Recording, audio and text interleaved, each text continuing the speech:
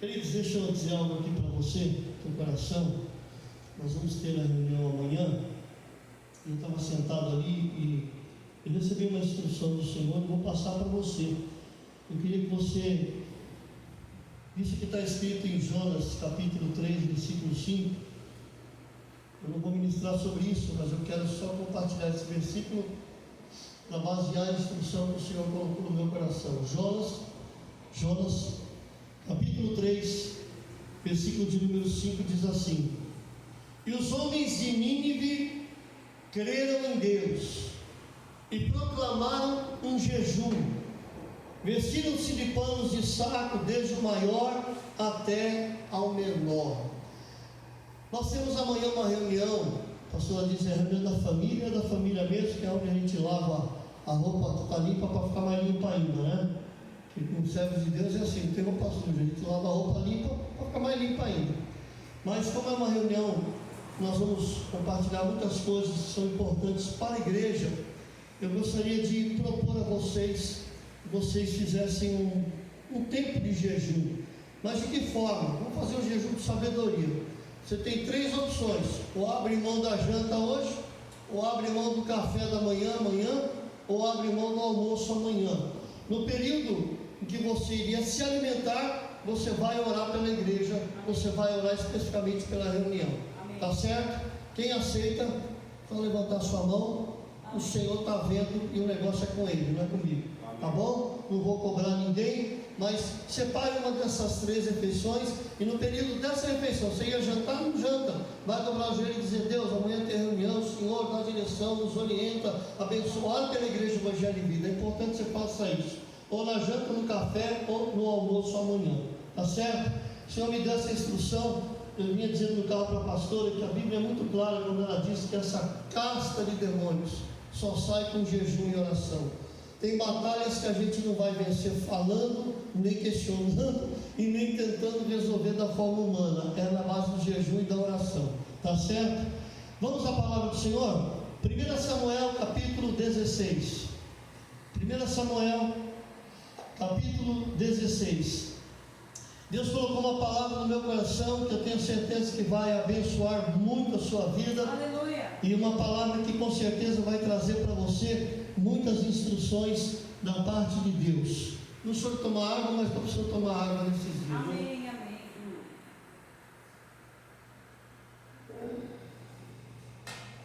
Aleluia. 1 Samuel capítulo 16. Quem achou, diga amém. Amém. Aleluia. Amém, amém. Então disse o Senhor a Samuel: Até quando terás dó de Saul, havendo eu rejeitado para que não reine sobre Israel? Enche o teu vaso de azeite e vem. Enviar-te-ei a Jessé, o belemita, porque dentre os teus filhos eu me tenho provido de um rei. Porém, disse Samuel: Como irei eu? Pois ouvindo Saul me matará. Então disse o Senhor: Toma uma bezerra das vacas em tuas mãos e diz: Vim para sacrificar ao Senhor. Convidarás Jessé ao sacrifício, e eu te farei saber o que hás de fazer. Ungir-me-ás a quem eu te disser. Queridos, deixa eu começar essa ministração. O Senhor colocou algumas coisas no meu coração para compartilhar com você, que são coisas muito sérias. Em primeiro lugar, eu estava meditando sobre esta palavra já há alguns dias que eu venho meditando e orando a respeito do culto dessa noite. Hoje é culto de Santa Ceia, e a gente observa aqui Deus falando com Samuel e perguntando e questionando com Samuel, dizendo para ele: até quando você vai ter dó de Saul? E quando eu estava estudando isso aqui, meditando, eu estava vendo o seguinte: Samuel, ele já vinha há algum tempo orando a Deus a respeito de Saul. Ele vinha conversando com Deus a respeito de Saul, porque havia amor no coração, havia muito respeito à pessoa de Saul. Então eu creio que Samuel, ele vinha orando, ele vinha questionando com Deus. Deus, não dá para mudar de posição, Deus, não dá para fazer alguma coisa diferente. Deus aí chama Samuel e diz para ele: Viu, até quando você vai insistir com isso? Eu gostaria que você dissesse para quem está do teu lado: há momentos. Então diga com força, diga: há momentos momentos em que Deus não quer mais. Deus não quer mais. Você continue orando. E você continua orando. E pedindo soluções. Pedindo soluções. A respeito de uma situação. A respeito de uma situação. Você precisa entender que já está definido e apenas obedecer. Amém, queridos? O problema é que nós às vezes achamos que nós podemos manipular Deus. Achamos que podemos de repente fazer Deus mudar de ideia, Deus mudar de opinião. Mas Deus, Ele não é manipulado pelos homens. Ele é Deus, Ele é Senhor. E Ele é Senhor absoluto. E aí olha o que diz a palavra. Fez, pois, Samuel o que dissera o Senhor e veio a Belém. Versículo 4. Então os anciãos da cidade saíram ao encontro tremendo e disseram: de paz é a tua vinda. E disse ele: é de paz. Eu vim sacrificar ao Senhor. Santificai-vos e vinde comigo ao sacrifício. E santificou ele a Jessé e a seus filhos e os convidou ao sacrifício. Sucedeu que entrando eles viu a Eliabe e logo disse: certamente está perante o Senhor o seu ungido. Porém o Senhor disse a Samuel: não atentes para a sua aparência, nem para a altura e nem para a sua estatura, porque eu tenho rejeitado. Porque o Senhor não vê como vê o homem, pois o homem vê o que está diante dos olhos, porém o Senhor sonda o coração. Queridos, nós precisamos entender, e eu vou compartilhar essa palavra de uma forma um pouco diferente, algumas coisas que Deus estabeleceu como princípio. Primeiro, nós não somos muito guiados por aquilo que os nossos olhos veem, por aquilo que os nossos olhos enxergam. Porém Deus, Ele sonda o interior. Por isso que cantar bonito, pregar bonito, se vestir bonito, carregar uma Bíblia bonita, nada disso para Deus resolve. Porque quando nós muitas vezes ficamos impressionados com o estereotipo, Deus está reprovando o interior. Porque Deus não vê como vê o homem. E eu peguei ao teu lado, quando você olhar para alguém, não pense de imediato, aí está um homem ou uma mulher de Deus. Mas ouça a voz do Espírito Santo.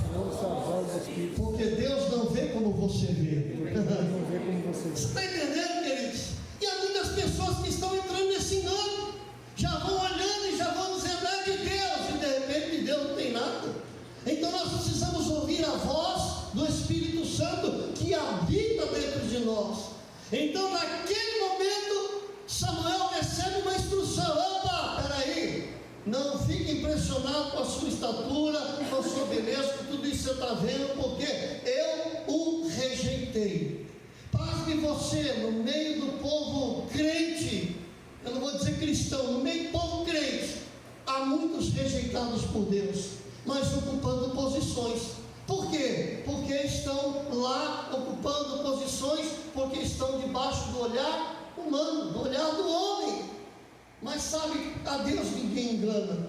E de vez em quando Deus, faz esses processos. Eu digo que a Igreja Evangelho e Vida, ela passa esses processos de peneira. Você já viu como é que se faz para encontrar diamante? Você já alguma vez teve a curiosidade de ver o pessoal garimpando diamante? Eles ficam fazendo assim, né? Joga para cima e chacoalha, joga para cima e chacoalha, para poder encontrar o diamante. E vai escorrendo a água, vai escorrendo o barro, vai escorrendo a sujeira, até que de repente eles acham lá uma pedra. Diga para quem está do teu lado: muitas vezes a igreja passa por processos. E é o próprio Deus peneirando. Para que fique apenas as joias preciosas. Você está entendendo? De vez em quando Deus vai peneirar para tirar a sujeira, para limpar, para tirar o que está atrapalhando. Queridos, nós já ouvimos a pastora ministrando e dizendo aqui: vai arrumar uma casa, quer deixar a casa arrumada, primeiro tem bagunça, primeiro tem móvel arrastado para lá, para cá, tapete levantado, para que a faxina seja bem feita. Porque faxina com sujeira debaixo do tapete não é faxina, é engano, é mentira, é qualquer coisa. Mas o nosso Deus é santo. O nosso Deus é um Deus que leva a sério as coisas relacionadas ao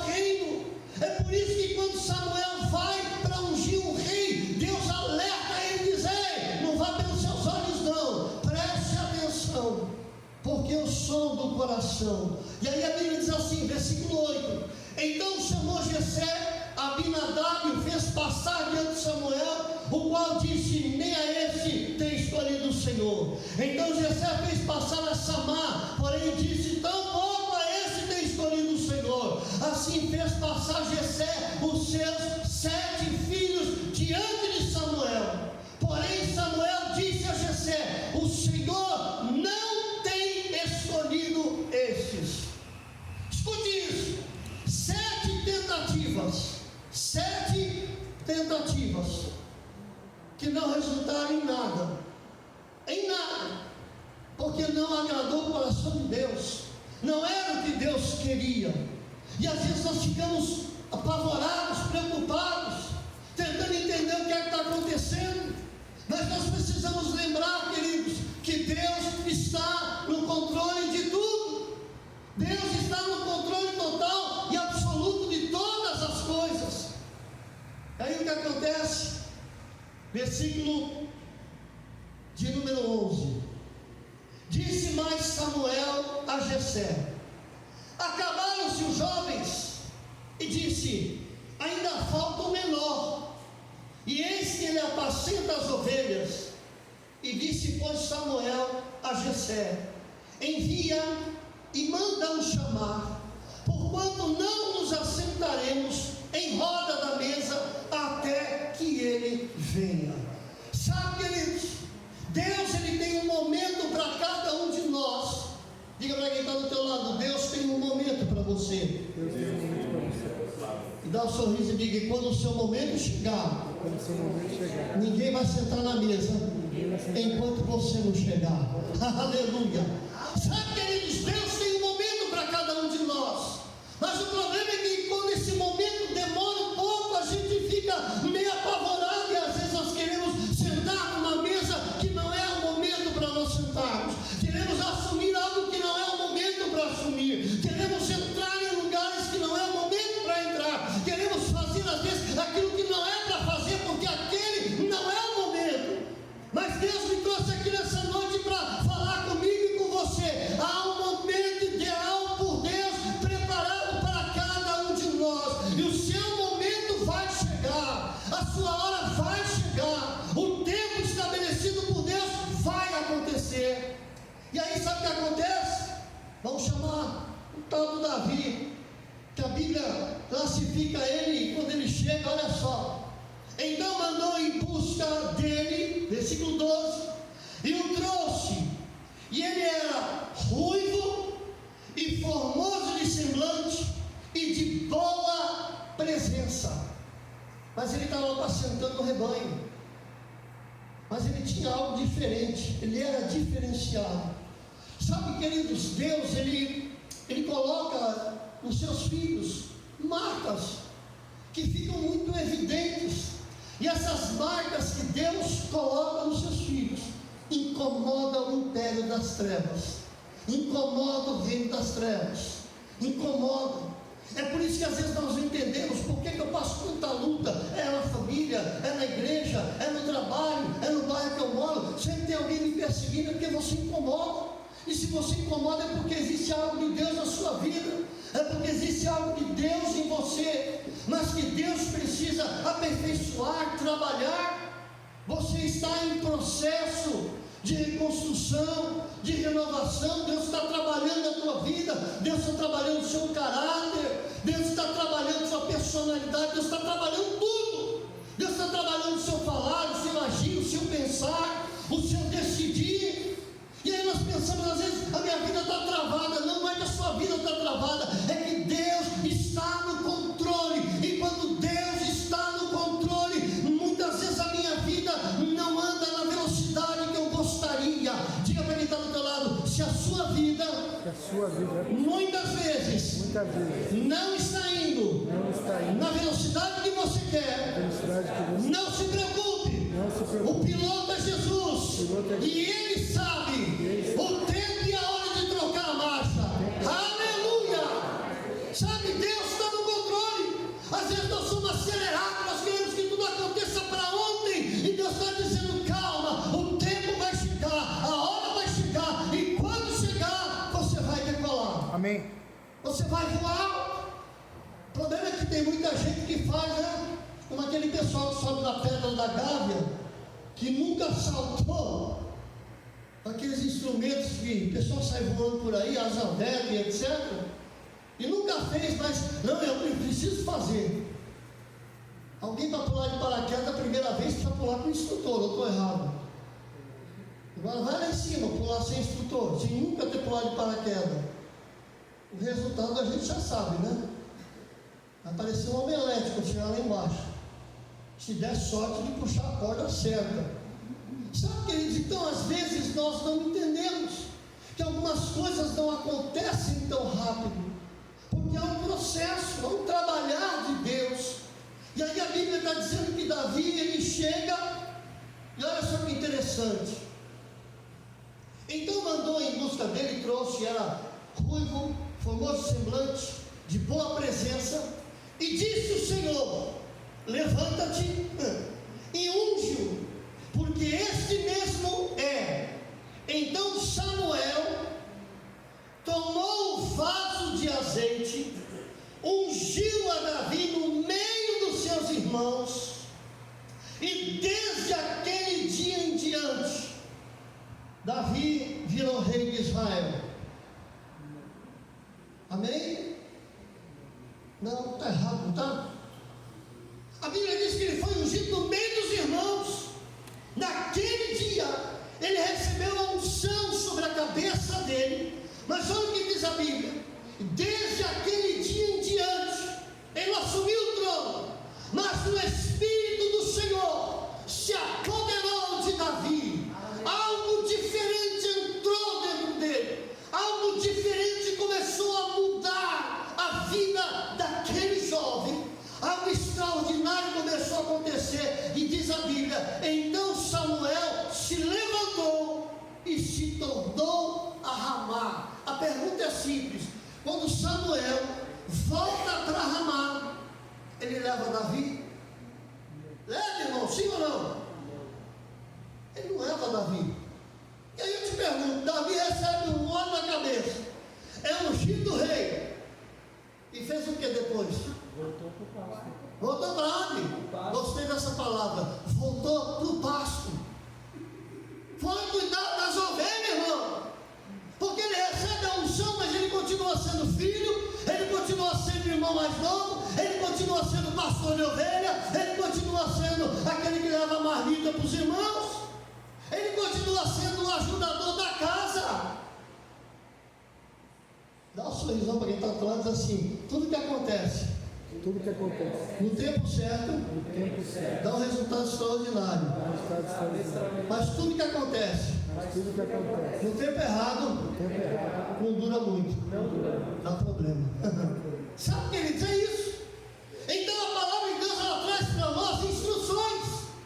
Davi recebe o óleo na cabeça, recebe uma unção poderosa, ele é ungido rei, glória a Deus, mas ele não assume o trono. A Bíblia diz que Samuel unge, deve ter feito lá uma oração no final, despediu de todo mundo e disse: olha, Deus abençoe vocês. Vocês conseguem imaginar? Queridos, a Bíblia não diz isso, mas de vez em quando a gente tem que botar os miolinhos para funcionar. Consegue imaginar? Quando Samuel sai pela porta, porque, não, sério, 8 irmãos, 8. O único que recebeu a unção foi quem? O caçula da turma. Os outros 7, tudo bonitão. Imagina a conversa. Depois que Samuel saiu, consegue imaginar como é que ficou o ambiente? Vai, Nanico, vai para o pasto lá, vai lá que se perder uma ovelha lá, você ainda vai apanhar. A conversa foi essa. Vai, volta para o seu trabalho. Já ficou tempo demais aqui, vai, enxuga esse óleo logo uma vez e sai fora. Porque era isso, queridos. Ele não era o mais querido da família, ele não era o mais amado da família, não era o mais bem-quisto da família, mas era o escolhido. É por essa razão que nós temos que parar com esse negócio de ficar preocupado com o que fulano pensa de mim. Eu estou preocupado com o que Deus pensa a meu respeito. É com Deus, o negócio é com Deus.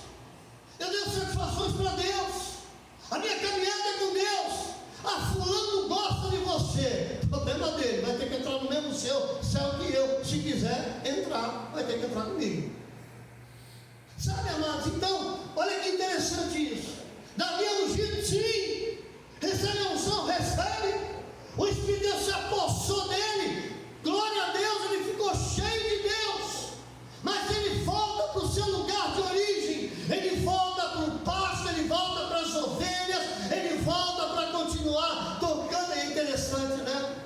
Davi tocava os seus instrumentos, mas sabe aonde? Para as ovelhas. Ele ficou treinando durante muito tempo com as ovelhas. Ele ficou tocando durante muito tempo simplesmente com as ovelhas. Mas sabe, amados, Deus, Ele está no controle total e absoluto de toda e qualquer situação. Porque sabe o que é interessante? O que é interessante é que Davi recebe essa unção, volta para cuidar das ovelhas, está lá, pronto para fazer a vontade de Deus. Eu fiz uma anotação de algumas coisas aqui, eu vou ler uma anotação aqui para você, ó. Preste atenção nisso. Sabe por que Deus escolheu Davi? Eu anotei isso aqui porque o Espírito Santo falou comigo, está sentado na sala. Olha só, Deus escolheu Davi, porque primeiro Davi escolheu a Deus. Foi por isso que Deus escolheu Davi. Porque a escolha de Davi por Deus aconteceu primeiro. Por isso que Deus, quando olhou, disse: eu preciso de alguém que tenha me escolhido para eu ser o principal na vida dele. Deus só vai fazer coisas na nossa vida quando Ele realmente vê que Ele é prioridade na nossa vida. Que tudo que acontecer na nossa vida será para a glória dEle, para a honra dEle, para a exaltação do nome dEle. É por isso que às vezes Deus levanta o improvável para ser o mais provável. É por isso que Deus, a Bíblia diz que Deus usa as coisas loucas desse mundo para confundir as sábias. Deus pega as que não são para confundir as que são. Deus pega as desprezíveis. Sabe? Deus faz essas coisas. Que alguém olha e diz assim: não é porque ele. E aí muita gente diz: não, porque ele não eu. Porque ele não eu. Porque Deus fez assim com ele. Não é porque Deus falou do coração. Esse é o detalhe. Deus escolheu Davi porque primeiro Davi escolheu Deus. A escolha de Davi foi por Deus. É interessante isso. E aí, amados, depois dessa unção, passa um período, passa um tempo, e lá no versículo 14 do mesmo 1 Samuel 16, diz assim: e o Espírito do Senhor se retirou de Saul, e o assombrava um espírito mau da parte do Senhor. E aí Saul começa a ficar atormentado. Saul começa a ficar meio xarope das ideias, o negócio começa a ficar meio esquisito. Mas tudo isso fazia parte de um plano, de um projeto de Deus. Você percebe que Deus ele não perde o controle de nenhuma situação, porque é que detalhe: Davi é ungido rei. Você imagina se essa notícia se propaga. Imagina se essa notícia sai para fora daquela casa. Oh, Davi foi ungido rei. Você soube que Samuel teve lá? Não. Foi tudo feito com muita cautela e prudência. Por quê? Porque se essa notícia chegasse a Saul, Davi não ia sobreviver, nem a família. Porque Saul era rei e ele ia mandar matar todo mundo. Então tem muitas coisas. Deixa eu dizer algo que o Espírito Santo está falando comigo aqui. Tem muitas coisas na sua vida que Deus vai fazer de forma silenciosa, sem alarde, sem muito barulho, mas Ele vai fazer. Amém. Aliás, escuta o que eu vou dizer: tem muita coisa que Deus está fazendo na sua vida e que talvez nem você esteja vendo, mas Ele está fazendo, mas que na hora certa Ele vai trazer a existência. Eu creio. Na hora certa, quem viver, verá. Amém. Mas tem o tempo de Deus. E às vezes, sabe, queridos, parece que Deus está em silêncio, não fala mais nada, a gente não vê nada, não sente nada, não acontece nada. Mas dá um sorrisão para quem está do teu lado e diz assim: é no maior silêncio que Deus mais trabalha. Deus mais trabalha. Aleluia. É no maior silêncio, é sem barulho, é sem atropelo, é sem bagunça, que Deus está trabalhando. E aí está lá, Davi mora num canto com sua família, Saul está no palácio em outro canto. Mas o que acontece? Alguma situação está acontecendo. Saul não consegue dormir, não consegue comer, não consegue se alimentar, está irritado, está nervoso, ninguém podia entrar na presença dele, mulher não resolvia, ninguém resolvia. Saul estava atormentadíssimo, estava feia a situação. Então, versículo de número 15: os criados de Saul lhe disseram: eis que agora um espírito mau da parte do Senhor te assombra. Diga, pois, nosso Senhor a seus servos que estão em tua presença, que busquem um homem que saiba tocar harpa. E será que quando o espírito mau da parte do Senhor vier sobre ti, então ele tocará com a sua mão e te acharás melhor. Sabe o que é interessante? Tudo isso era inspirado por Deus. Deus estava no controle de tudo. Tem situações na nossa vida que nós não estamos entendendo. Tem situações que a gente nunca vai conseguir encontrar uma explicação plausível. Porque a gente dorme de um jeito, acorda de outro e diz: meu Deus do céu, ontem à noite estava tudo bem, hoje aconteceu isso. Senhor, mas o dia todo foi bom e a noite agora, o que está acontecendo? Dá um sorrisão para quem está do teu lado e diga: não se preocupe. Deus continua no controle. E dá um sorriso e diga: até naquilo que você não entende. Você está entendendo? Não se preocupe não.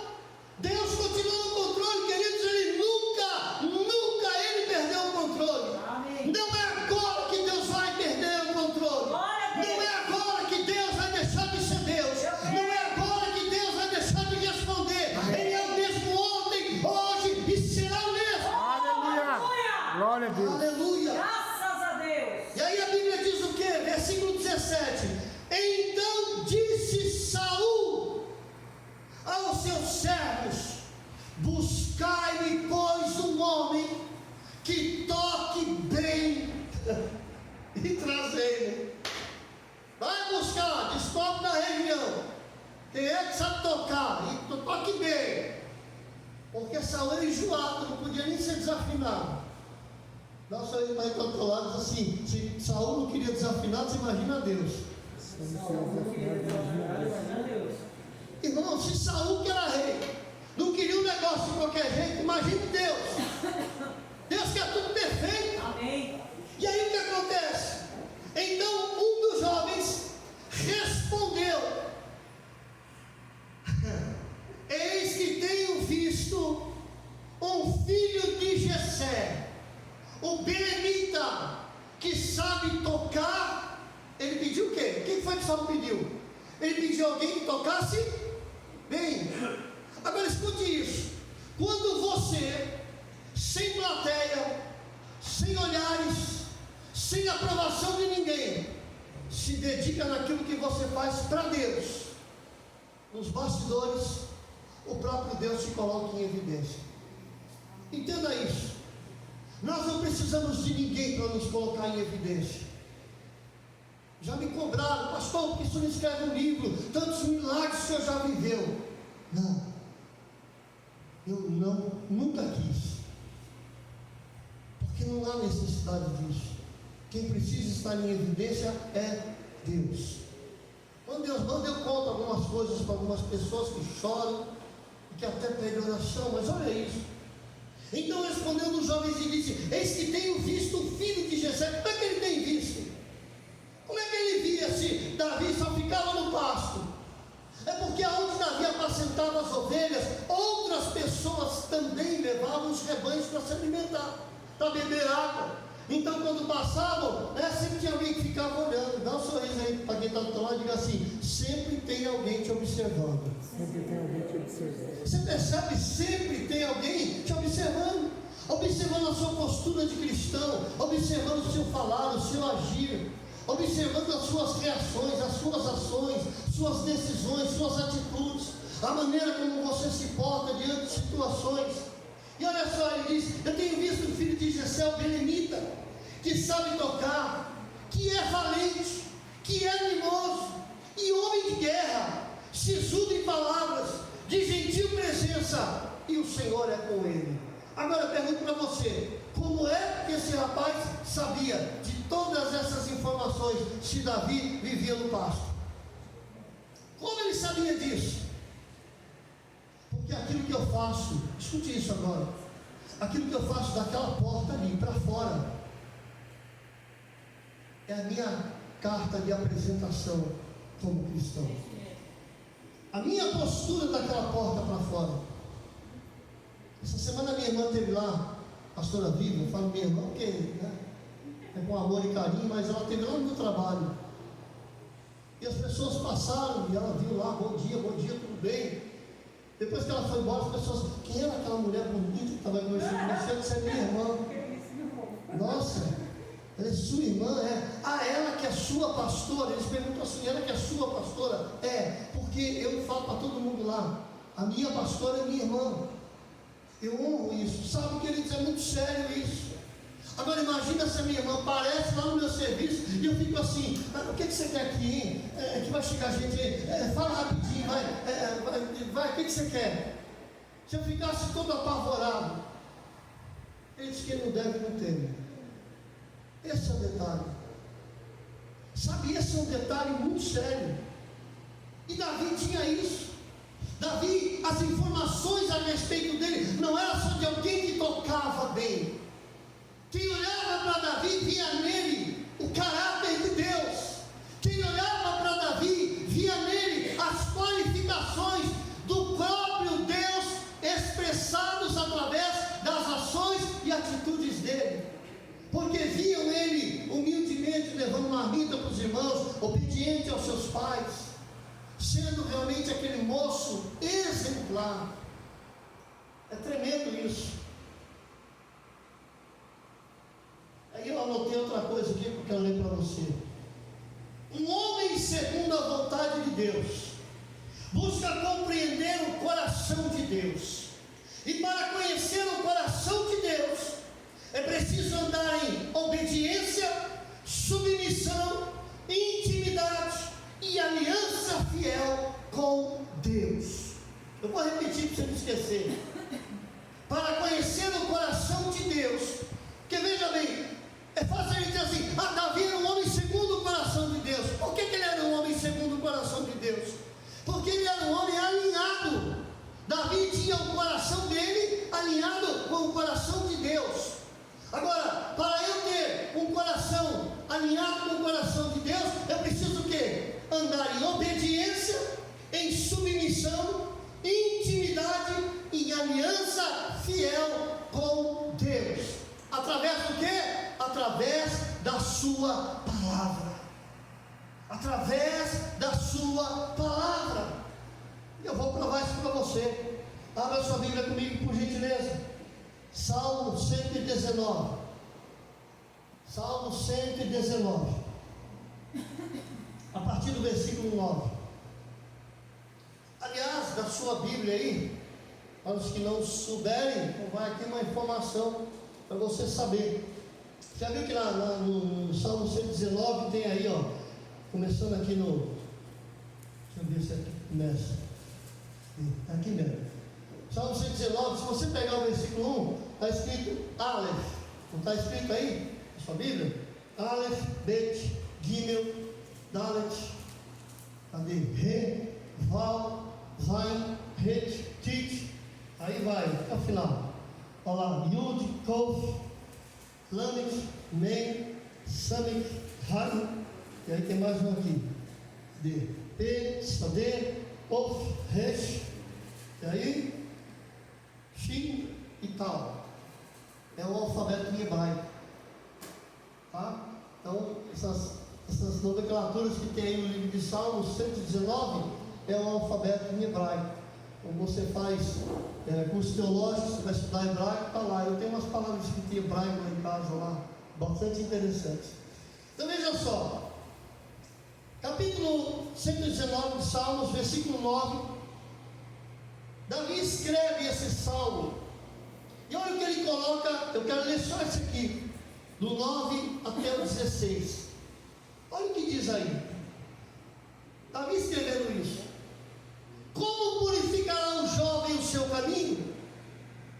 Quando Davi foi ungido rei, deixa eu dizer algo para você muito sério. Ele já tinha dentro do coração a decisão de amar e servir a Deus. Isso foi implantado nele, isso foi enxertado dentro dele. A cultura hebraica, a cultura judaica, o povo de Israel sempre teve esse bom costume. Você pega lá no livro de Êxodo, você vai ver, está escrito o quê? Você vai falar com os seus filhos da lei, andando, caminhando, escreve nos umbrais da porta, fala de dia, de noite, sentado na mesa, jantando, almoçando, comendo pelo caminho, escreve nas tablinhas, põe na testa. Então eles sempre tiveram esse costume. A palavra de Deus é enxertada desde o novinho. E aí, queridos, olha que interessante. Davi escreve: como purificará o jovem o seu caminho? Observando segundo a tua palavra. Como é que eu vou purificar o meu caminho? Ou seja, como é que eu vou viver uma vida de renúncia ao pecado? Observando o meu caminho de acordo com a palavra. Lâmpada para os meus pés é a tua palavra, e luz para o meu caminho. Andar em santidade não é andar em regras doutrinárias de usos e costumes, mas é andar de acordo com a palavra. Amém. Eu quero tomar tal decisão, a palavra aprova? Sim, então eu vou tomar. A palavra não aprova? Então eu não vou tomar. Eu quero ir para tal lugar. O que é que Deus diz a respeito? Eu preciso resolver uma situação com fulano. O que é que a Bíblia diz? Então Davi está dizendo aqui: como purificará o seu caminho o jovem? Observando conforme a tua palavra. E aí, queridos, o que nós encontramos aqui nesse salmo, nesse trecho do Salmo 119, é Davi relatando sobre o seu posicionamento desde a sua infância. Havia um posicionamento, e aí diz assim: de todo o meu coração eu te busquei, não me deixes desviar dos teus mandamentos. Davi tinha esta sede por estar sempre agradando o coração de Deus. Isso precisa ser para nós uma regra.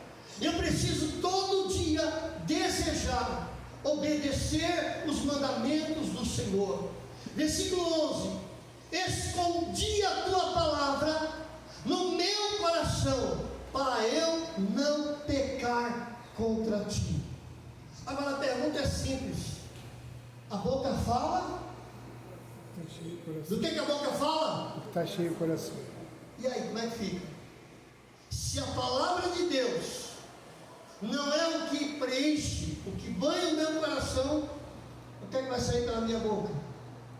Por isso que Jesus disse: o que destrói o homem, o que causa problema na vida do homem, não é o que entra pela boca, mas é o que sai. Porque o que sai da boca do homem, isso contamina, isso causa problemas. Agora Davi, ele dá aqui a instrução: escondi a tua palavra no meu coração, para não pecar contra ti. Olha a disposição, irmãos, isso aqui é música. Os salmos são louvores de adoração a Deus, que Davi escreveu, que Asaf escreveu, que Moisés escreveu. Agora, esses louvores falam daquilo que eles viviam e daquilo que eles desejavam viver. O detalhe é: não adianta eu frequentar uma igreja, eu preciso desejar viver uma vida diária com Deus. Eu preciso desejar viver uma caminhada com Deus diariamente, de manhã, de tarde, de noite. E aí diz assim: bendito és tu, Senhor, ensina-me os teus estatutos. Sabe o que eu entendo aqui? Davi tinha um coração ensinável. Dá um sorriso para o outro lado e diz assim: o que Deus quer de você O que Deus quer de você. é um coração ensinável. Um coração ensinado. sabe, um coração ensinável, mas um coração ensinável que está disposto a aprender e a praticar o que está aprendendo, a aprender e a colocar diariamente em prática aquilo que está aprendendo. Lógico que não é fácil, queridos, não é fácil você praticar a palavra, né? A gente fala aqui nessa frase: sejam abençoados pela prática da palavra, porque essa é a regra. Você pratica a palavra e você é abençoado, você pratica a palavra e você tem uma vida vitoriosa. Agora o detalhe é: como é que está a minha prática na palavra, diariamente? Como é que está? E aí diz assim: com os meus lábios declarei todos os teus juízos da tua boca. Davi está dizendo assim: olha, com a minha boca eu estou declarando o que a tua boca declarou. Se a Bíblia é a palavra de Deus, então para eu declarar com a minha boca o que a boca de Deus declara, eu preciso declarar o quê? A palavra de Deus. Então, em meio a qualquer situação, em meio a qualquer circunstância, o que é que eu vou dizer? Ai, que desgraça, agora eu não sei como é que vai ser, mas aí está escrito aqui: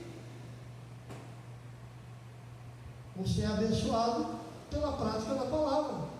E uma das práticas da palavra é fazer o quê? Confessar a palavra, falar da palavra. Olha só, eu me alegro mais com o caminho dos teus testemunhos do que com todas as riquezas.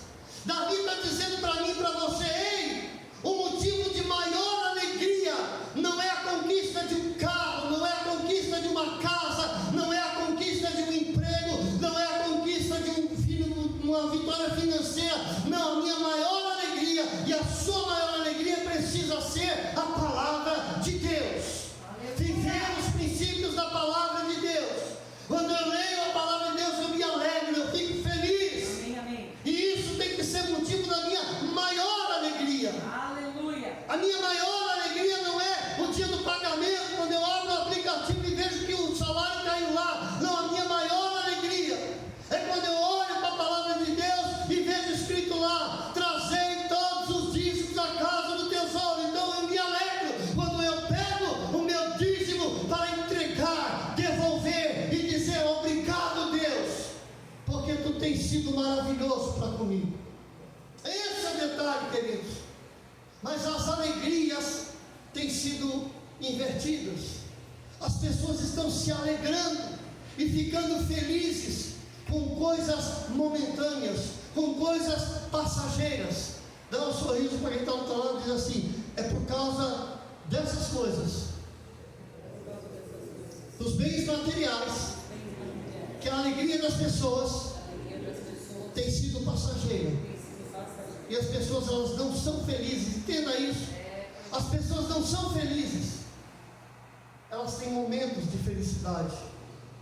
Hoje, eu estou feliz na vida. Olha, eu quero que ore pelo meu carro novo.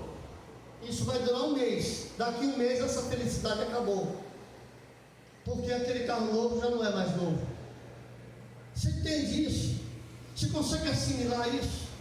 Mas quando a palavra de Deus, ela é fonte de alegria.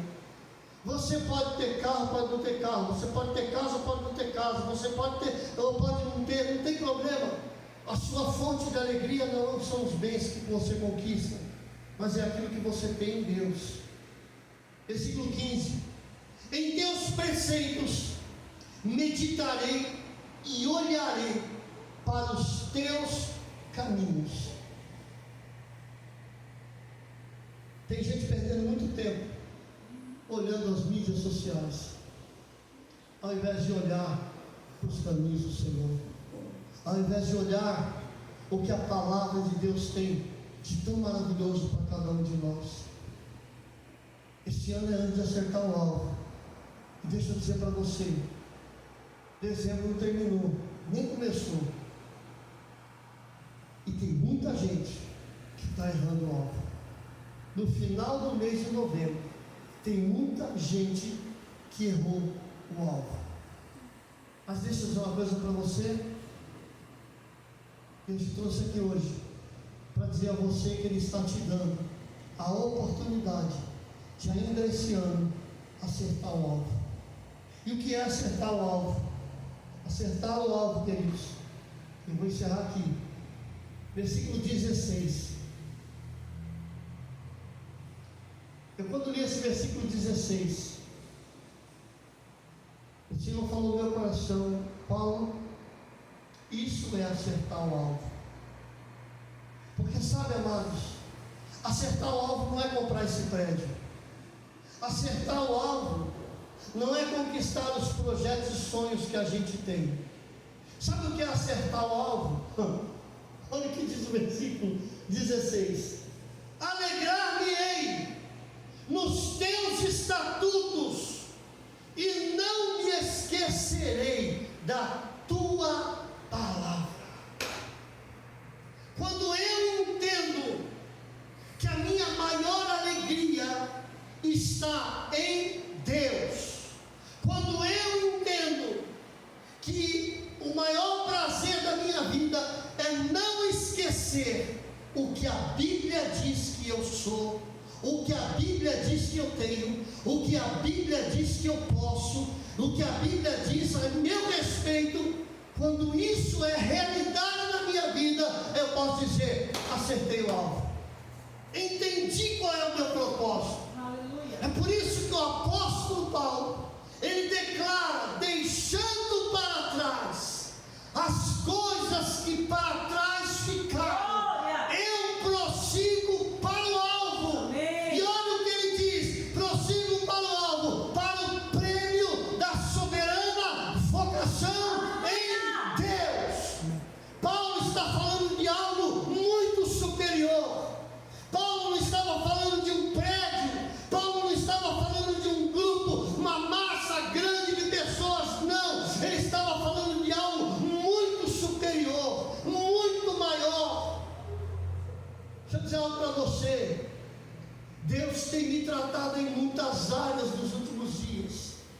Algumas coisas me doeram muito nos últimos meses, algumas coisas me machucaram demais nos últimos meses, mas eu tenho dobrado meu joelho às 4 horas da manhã na sala da minha casa, e teve um dia que eu dobrei o joelho, eu chorei até às 5 horas, eu disse: Deus, eu não aguento mais. E Deus disse: aguenta, se você não aguentasse eu já tinha dado um basta nisso.